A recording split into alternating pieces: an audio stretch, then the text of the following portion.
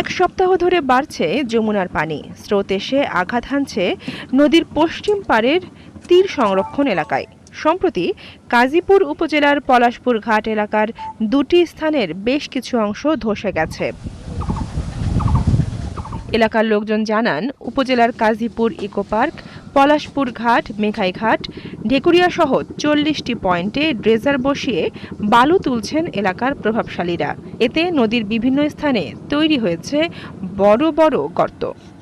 এই জায়গাতে প্রভাবশালীরা অবৈধভাবে বালু উত্তোলন করে, প্রয়োজনের অতিরিক্ত এবং মাত্রাতিরিক্ত বালু উত্তোলন করে, এবং বালু উত্তোলন করার যে জায়গা নির্ধারিত আছে সেই জায়গায় বালু উত্তোলন না করে তারা নদীর অনেক পার থেকে বালু উত্তোলন করে।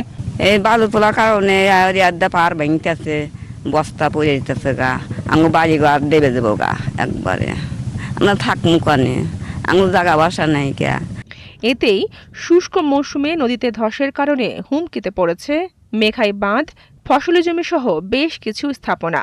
আতঙ্কে রয়েছেন নদীর পশ্চিম তীর সংরক্ষণ এলাকার মানুষ। দেশের ভিটামাটি, জন্মস্থান সবকিছুতেই আমাদের থাকার অধিকার আছে এবং আমরা থাকব। সেজন্য নদীর মেরামত কাজটা যদি সরকার নেক দৃষ্টিতে দেখে তাহলে হয়তো নদী ভাঙনটা রক্ষা পাবে। উপজেলা নির্বাহী কর্মকর্তা জানান, ইজারাকৃত এলাকার বাইরে যারা বালু তুলছেন তাদের বিরুদ্ধে ব্যবস্থা নেওয়া হচ্ছে।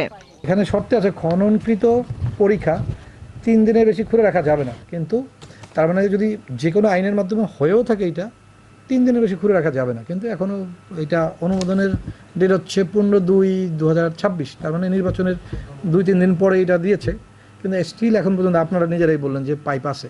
এদিকে ভাঙন এলাকায় বালির বস্তা ফেলা হচ্ছে জানিয়ে আতঙ্কিত না হবার পরামর্শ দিয়েছেন পানি উন্নয়ন বোর্ডের নির্বাহী প্রকৌশলী। বালু মহলে যদি আমার নির্দিষ্ট ডিস্টেন্সের বাইরে করে তাহলে তো আমার ক্ষতি হয় না। করে বিভিন্ন জায়গা থেকে করতেছি, কিন্তু দেখা যাচ্ছে আমরা 400-500 মিটারের ভিতর থেকে করলে, 500 মিটারের ভিতর থাকলে আমাদের এত সেটা বাধা দিই, এবং মোবাইল কোর্টও করছি আমি এর আগে। 2010 সালে কাজীপুরে যমুনা নদীর পশ্চিম অংশের তীর সংরক্ষণ কাজ শুরু করে পানি উন্নয়ন বোর্ড। 2014 সালে শেষ হয় এর কাজ। পাথরের ব্লক আর বালির বস্তা দিয়ে বেঁধে দেয়া হয় নদীর পশ্চিম তীর। বনশ্রী হালদার, 71।